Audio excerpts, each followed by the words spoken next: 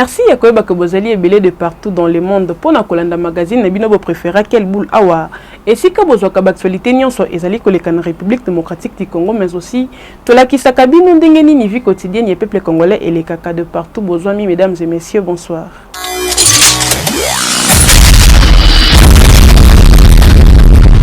Zikato fongola édition et l'opona koyebi sabino ko sénateur Matata Mponyo azali bongo na mandat d'arrêt provisoire kasi na sujet wana ba congolais mingi ba réagir na micro ya Hélène Akendi.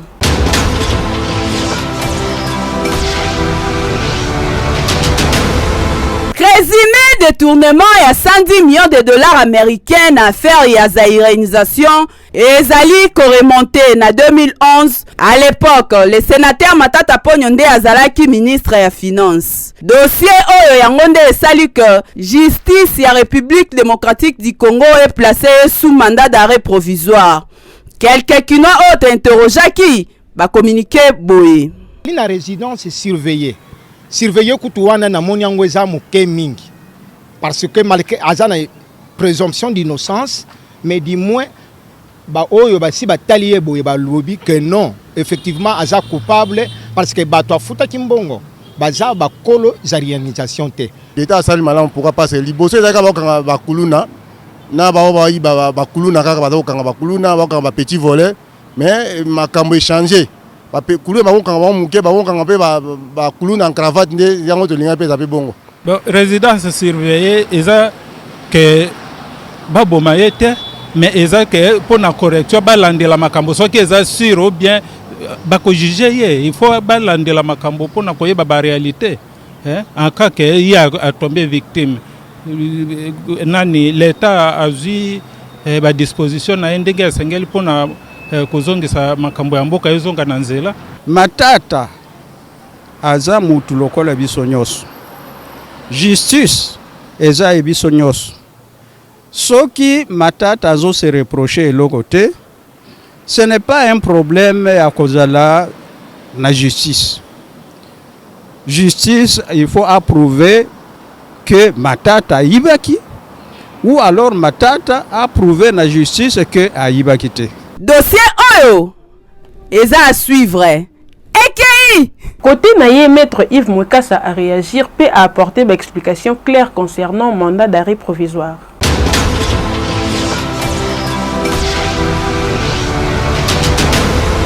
Matata Mponyo azali ya kuka azali na liberté te azali sous map de babengi mandat d'arrêt provisoire. Et le parquet a sali ba enquête amoni ete ba indice sérieux ya culpabilité à Moutezali d'akangi yo de manière provisoire ti aya ko présenter le dossier na bazuzi pour ete bango ba katalika. Donc na niveau o dozali azali mokange kasi soki batindi na makala te batie na résidence surveillée ezali uniquement à cause ya qualité na ye ya sénateur lokola azali sénateur nde yango wana batindi na makala te mais likolo batete akokende makala te soki lobi bazuzi bakomisi likambo na ye na suka bakati yango eke bakondane ye tango wana nde bokomona ndeko na biso Matata Mponyo akokende na prison makala lokola bakangami nyonso. Na Gemena toza bongo na province ya Équateur kuna Fabrice Mazia mon reporter ya Quel Boule magazine asali constat ya nzela oyo et servaka population comme route principale état na yango ezaya kobeba makasi bozo ba détail.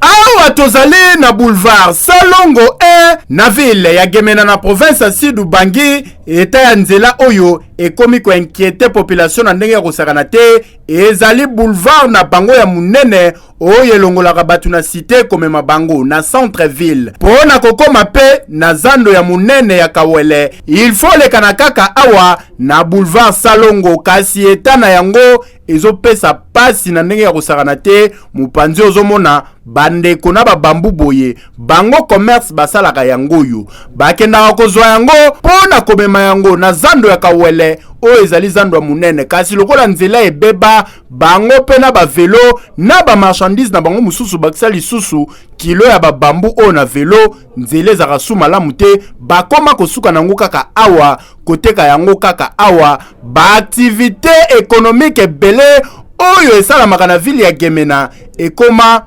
paralysé pour nzela oyo population baleli. Ah, toi la difficulté par rapport à nzela, sérieusement vraiment toujours souffrir.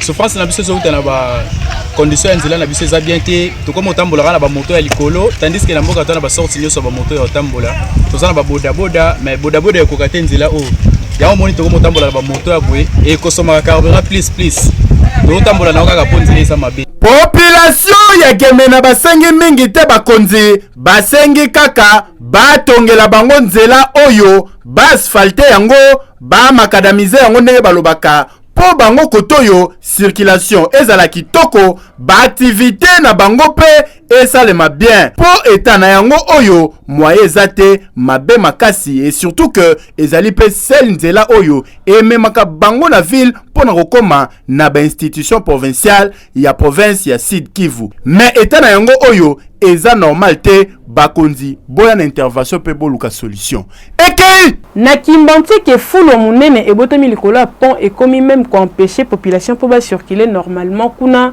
to ebite soki salongo esalamaka to pe te kinbo peto jusque là ba congolais bazo vivre ngona noté.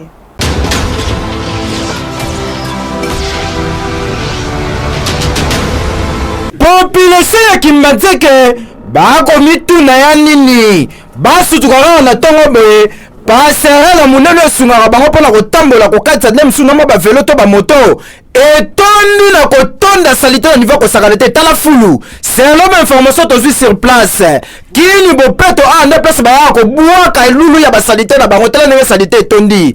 Population ya Kimbanzeke aleli bazali kotuna burgumestre eloko nini asalaka Gentini Mbaka Ngobila awa nde place basala pona koya koboka salite nyonso bakenda kosangisa na kini bopeto yoka communication oyo Jano Kano azaki sapeur na poto to comprendre te ayena kini awa akomi bukumesa yako kaka nkele po fana na poto tala ndembo na se baby ozala sima commune soki Jano Kano na eza nini te awe anda boke banaka la kaka miseba boka la police baloba nanga makambu ya po ya salite wana etali yote etali burkumes mais ce que burkumes anga zo salelo côté ce que biso ba jeune ya quartier to kosani to ko linga te quartier na biso ebeba yango moni to sangani na baleki to luka moyen to longola ba salite o mona pende to longola ba salite on a volonté na biso mona pe ba soda ba ye ba kangi biso ce que mboka ngwe kotambola ndenge nini.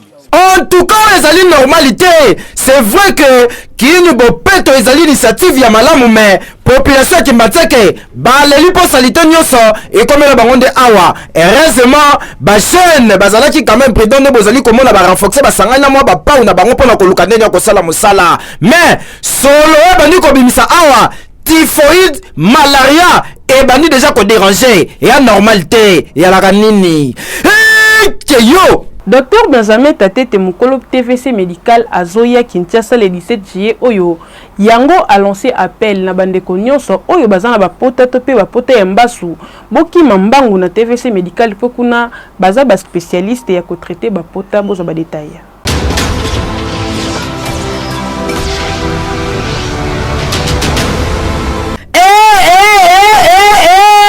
Tikana fongola yo mwana Kinshasa ke solution na bapota nyonso oyo komplikaka vi na yo ezala pota ya mbasu ezala complication ya diabete opota na yo ekawukaka te solution yango yo eyeti na porte na yo. Le génie congolais Docteur Benjamin Tatete aza na nzela po na ville province ya Kinshasa esika akokoma deja le 17 juillet oyo akobanda mbala moko ba consultation ba traitement ba intervention chirurgicale po na kosoigner ba pota nyonso obelaka mbasu o babwakela yo lokuta awa na TVC médical ezwaka makambo nango babetaka yango dada tala yango yo soki botika ndeko na bino epai ya bamambi kudi epai ya bamandona epai ya tanganga moko kuna na kwe kende mbangu kende kobotola ye oya na ye na TVC médical à partir déjà le 17 juillet oyo le génie congolais le docteur Benjamin Tatete aza na terrain abeta yango dada a soigner yango lokolo ndeko na bino ezwa solution. TVC médical Musikate na avenue Kenge numéro 77 na commune ya Ngiringiri oza mobimba. Ah, TVC médical soki yote ndelelo bambasu balobaka ke babwakila rango batu kasi na TVC solution nango ezali avec le génie congolais docteur Benjamin Tatete. Qui dit mieux? Ekeyo! Oui! Na wenze ya tukunyima tozabongo na province ya Kasai kuna ndenge nini vente esalamaka ndenge nini ba vendeur batekaka bozwa ba détail na élément oyo.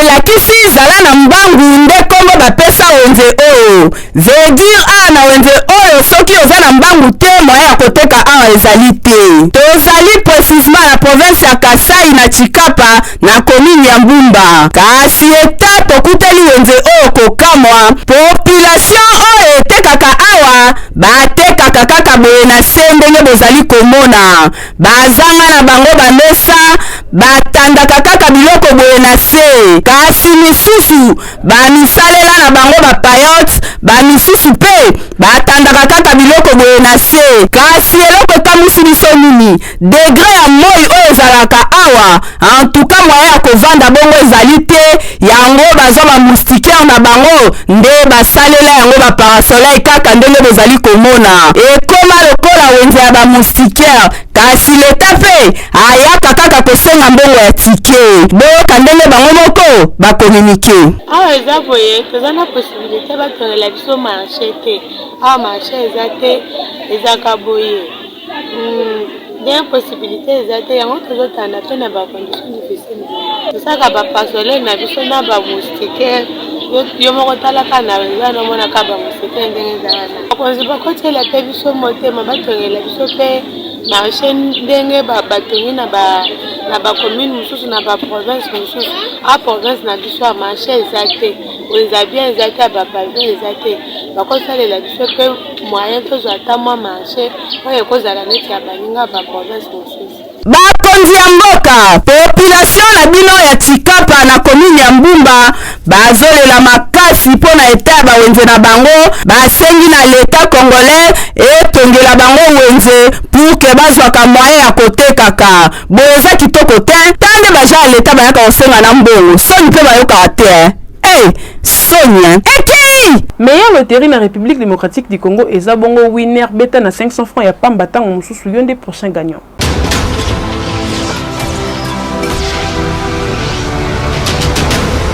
Winner.bet présente Winner Loto. Nini wana boso beta. Winner. Bonsoir à toutes et à tous, vous êtes les bienvenus ici, c'est Plateau Winner Loto RDC. Les voyez-vous, les montants du Win 4 est à sa phase de départ. C'est tout simplement parce qu'il a été remporté hier mardi.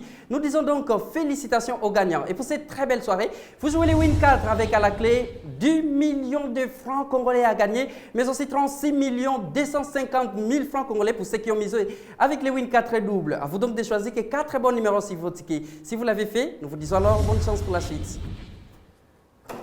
Vous connaissez la règle, mesdames et messieurs, ce tirage se déroule sous l'œil vigilant des huissiers de justice, des officiels Winner Loto, mais aussi d'un public témoin. Ensemble avec vous, nous accueillons le tout premier numéro, les 32, vient donc des sorties de la sphère. Alors, de quel autre numéro sera-t-il suivi? Prenez patience, ça va sortir d'un moment à l'autre. Fini les suspense, les 5. Et donc, notre deuxième numéro pour cette soirée. On avance pour accueillir les 12. Comme notre troisième numéro, mesdames et messieurs, regardez le quatrième numéro.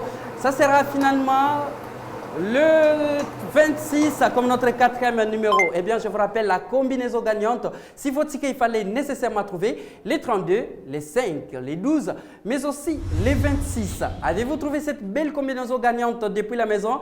Et si oui, moi je vous dis félicitations. Sinon, retrouvez Irsil Jibi Kilai déjà demain jeudi pour un autre tirage. Prenez soin de vous. Au revoir. Na Bandundu ville tokutani bongo na maman Zani ye ateka kamikate ya loso kasi ndenge nini asalaka yango ndenge nini eteka makabozo ba détail.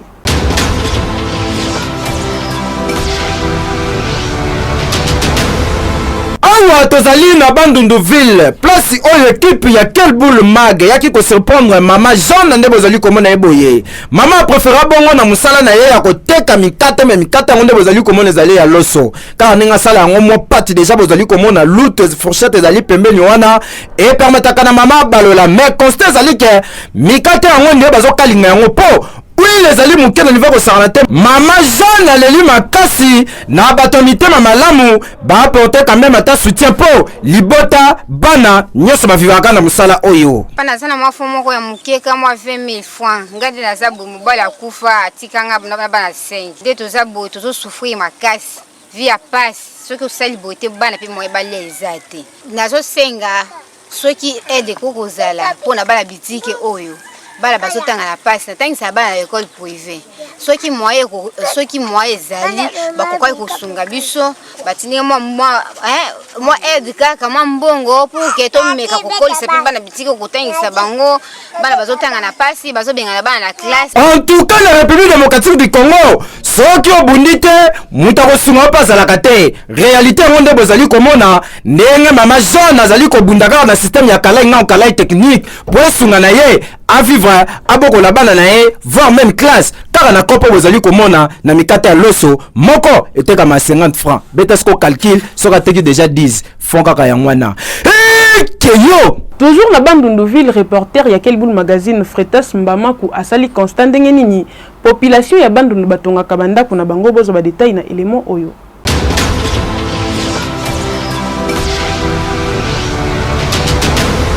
Awa tozali na Bandunduville tozalaki intéressé ya komona bandeko na biso ndenge batongaka bandako na bango o bozali komona boye bandako ya matiti tala ndenge bozali komona e bandaka d'abord na zamba bien nzete na bango bozali komona babenga ngo nzete acacia bien ba matiti pembe ndenge bozali komona papa na biso matiti likolo ya toiture tala ndenge azali koposer ye wana soka silisa bandi ko beta sete likolo ya nzete ko soka silisi ba posa ngo matiti ndenge bozali komona ezali musala moko na risque makasi soki basilisi tala cripsage ne bozali komona zali ko pete kisengo cripsage yango na msuso kanisa ezali sima mais ezali nde zelu na zelu tala nde ozali komona zelu yango ezali wuta na mwa mai selon explication tozwi ezalaka mwa makasi yango na ndenge bomoni azali kosala yango boye mais awa ndimela ngai ndaku wo bozali komona atambula ndenge nini etangaka te po bamatiti o na modele bapoza yango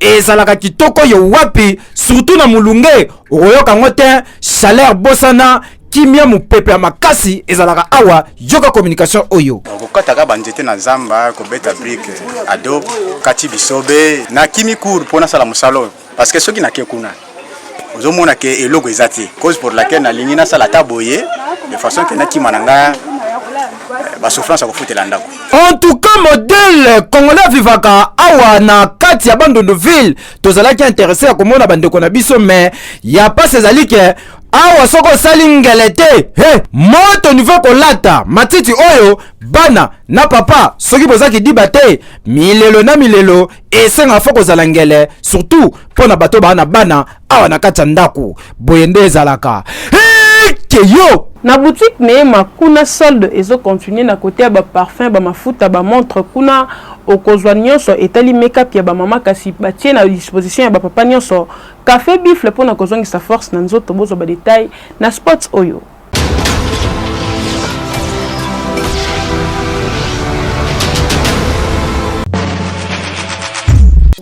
Papa mama soki babombelaki yo tika na yebisa yo ke eye barrivage eye ekoti na kati ya boutique neema boutique oyo boyebaki liboso na premier shopping mall lelo ekoma awa na boulevard du 30 juin kaka na immeuble Taba Congo en face ya alimentation Regal soki oye okozala mobimba okose retrouver biloko ya nini na ndenge koti mpona bamama bapapa ya kosamba eza te bamafuta baparfum bilamba surtout tika na yo ezala ya bapapa ya bamama na ya bana solde ya kosakana te esalami kote bilamba meme basandale bachaussure ya kitoko mpona fete babasket mpona sport nyonso ya kitoko ya malonga ezali baoriginaux ya kosamba eza te boya kolata bilamba ya Louvre ya kato ya Chine, yaka kolata bilamba utu mikili ya poto e ya kalite ya kitoko. Ba pantalon kakiba jean, ba chemise, ba kilote nyonso ko se retrouver eza na kata boutique Neema. Okanise sili tete na boutique Neema ekenda sango pe yebana po na produit PCC na ba mama bakoma ko sepela tongo midi pokwa jangoyo. Café buffle oyo ekopesa bopikiliki bwa nzoto papa azala makasi posala mosala kitoko na tongo alamuki na nzoto kolongono mama azala na sengo sourire na libota. Boutique Neema yonde koko nzambe mokonzi ya kolatisa bana Kinshasa balata kitoko bapakola mafuta malonga ya kosambeza te ekeyo.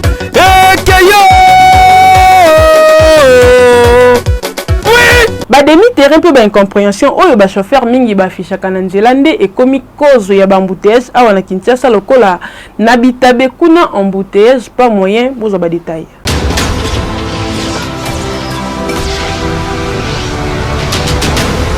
Cause ya bambouteillage mingi esalemaka na Tchangu, surtout na marché ya Liberté kobanda 17h 18h batu oyo bakozaka mo bango yoyu ba chauffeur ozomona oyo bango musane bango ezalaka ke soki bamoni bakomi na heure de pointe ba 16h toyoke ba 17h ba 18h bakomaka mitema moto ela na kisela tala bango nyonso baye bakoti na kati so de mouton oyo bitabe oyo ekoma nango parking kokamwa tala ndenge bazobombe misusu bazokitela bango baclient mutu koinquiete bango eza te bana mibali bozali komona oyo bango nde mutukutu bakotisaka bachauffeur tandi bakotisa kota chai wana chai mopanzi donc mpona bango intere abombele apesi ye 200 francs esili ake na ye meta na nsima ambouteillage etikali makasi mutu akoloba za te na misu kutu ya roulage atelemi wana ye mpe nkipa azala ne tourne ya madeso ya bana ekoma kopesa pasi na esika oyo on dirait l'état zate encore pe mikolo bapesi une semaine à moratoire oyo esengeli babulabula nde balingi mutu akosimba bango zate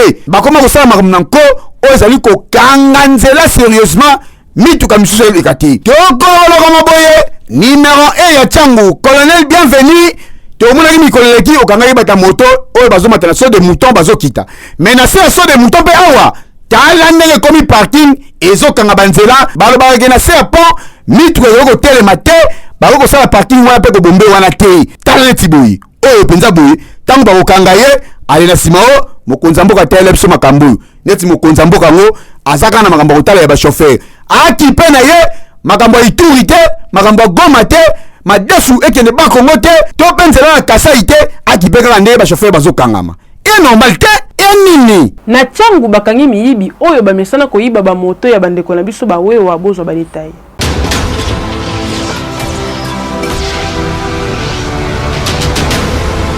Tala ba jeune garçon bozali komona boye awa na société ya masina bazali bato kopesa confiance te koyiba kobotola koboma sutu na machette so bakute na yo okobika te bango basala mama ne kirinde bazali komona bango boye soki bakute na mwana moto na butu oleli bakobeta yo babotole na moto na niva kosakana te la police ataki bango maboko awa nde bozali komona bango boye explication malonga kuta ezali te miyibi ta nde bazali kobota bota misu tobandi kokontrole bango moko mwa ndambu basi bakangeni oyo etikali moko tokozwa bango nyonso po tokosisa nkombo ya meno basi moninga na ye putu awuti kokende ye mpe azwami ndenge omoni azwami boye machete na maboko na ye ezali kwaliseli te soki osali règle moke na pokwa meme na moi polisi aza pembeni te yeba bien te osi obebi nzoto oyo elingi koloba ke la police azali na mosala makasi ya kosala po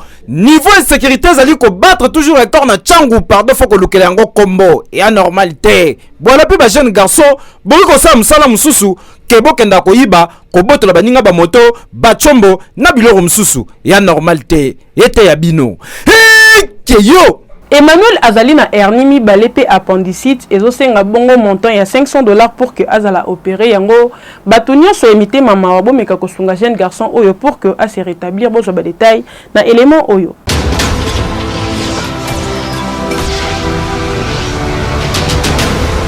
Coca kobombisa po mokolo nsuka nkolo Yesu akobimisa livre ya bakambu nyonso sala na mokili babengaka yango livre de souvenirs. Mwana mobali oyo bozali komona kombo na ye Emmanuel azali orphelin de père et de mère, azanga tata azanga mama, avandaka nde na orphelinat oyo écrit des enfants esika bazwaka ye en charge atangaka. Kasi ndenga azali boye azali très souffrant, azali kobela hernie de côté evimbi selo ba médecin kala mingi te soki bosali eloko te ekozala pa moyen. Yango SOS ezali bongo lancé na batu nyonso mitema malamu oyo bakozala touché na message ya mwana oyo $500 ya pamba oyo tielaka carburant oyo kabelaka manzoli njonjo yaka kosunga mwana oyo po abika kolo Yesu akozanga te kopambola yo yoka communication na ye. Comme Israël, n'avoir un orphelin les cris des enfants. N'avoir des passes dans le mouvement, faire ça en opération. Et puis ça va passe na ola te bouton bimba. Et puis ça va fièvre na malili. Na ola Yesu ça va nyos. Yo va vous faire ça en opération. Ba va faire ko échographie mais c'est un bon. Na sena batamito malamu o atala na TV basuma. Batindela mbongo basala opération. En tout cas, ndeko mwasi ndeko mobali oyo zali touché na message oyo sala geste po sauver vie ya ndeko oyo po soki okangi mutema mukola suka nzamba koloba ayebi yo te okofuye livre wana bande bandeliti suka oyemba nzembo kombo nanga namoni yango te yango yo sunga ndeko oyo Emmanuel eteyo oui. Page Rose na édition mokone lelo tikato souhaiter joyeux anniversaire na boss Placide et Bio boss ya business class oyo azali ko fêter mbotama na mokolo lelo alandaka quel boule magazine depuis Bruxelles tika ya malamu ekomela yo boss Placide et Bio. Aujourd'hui c'est ton jour, nous nous sommes décidés de te faire le bonheur que tu mérites. Tu vaux tellement pour nous que le monde est sans rang. Pour ton salon pour l'amour. En ce jour si spécial, c'est nos cœurs qui te parlent. Nous te souhaitons tous les bonheurs du monde. Longévité, prospérité. We love you so much, love you so much. Nabastaki basoris na bisolelo, kakayo na yo. Love you so much.